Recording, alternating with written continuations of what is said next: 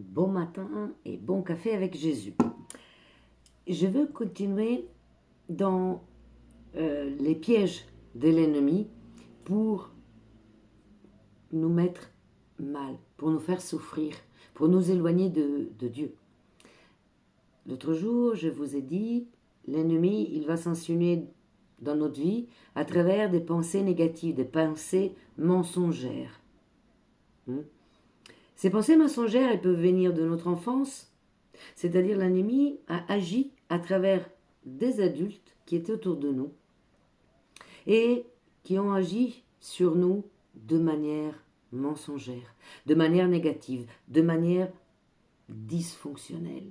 Et de là, on devient adulte et on croit encore que ce qu'ils nous ont dit, c'était des mots guidés par l'ennemi. C'est vrai. Donc, s'ils nous ont parlé, s'ils nous ont diminué, on est convaincu encore aujourd'hui de ne pas avoir de valeur, d'être des nuls, de ne pas avoir une place attitrée.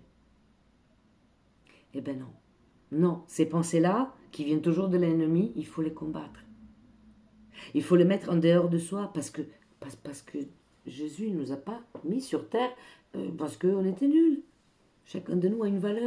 Et pour Dieu, notre valeur est infinie et personnelle. Dieu a un rapport personnel avec chacun de nous, donc on ne peut pas être nul. Non, Dieu nous donne une valeur immense. Et il nous donne aussi des dons. Des dons et chacun a les siens. Il sait qu'il y en a un, deux, trois, d'autres ils nous en ont plus. Et alors, on est tous différents.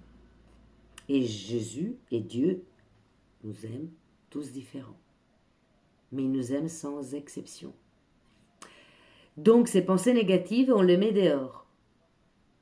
Mais malheureusement, l'ennemi, qui est malin, essaye de nous arracher à Dieu, même s'il est édenté par l'intervention de Jésus sur la croix. L'ennemi essaie de nous arracher à Dieu à travers des moyens encore plus mauvais, plus cachés.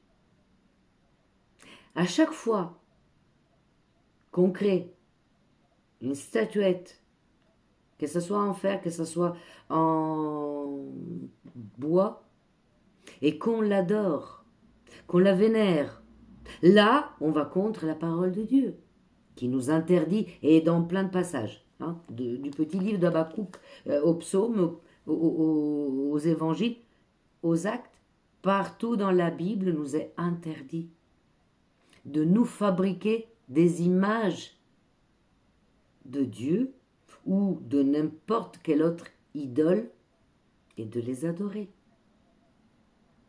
L'ennemi passe par là. Donc, chers frères et chères sœurs, chrétiens, libérez-vous. Libérez-vous de toute image, que ce soit en papier ou en bois ou ce que vous voulez. Tout ce qui a été fabriqué par l'homme est une porte ouverte à l'ennemi.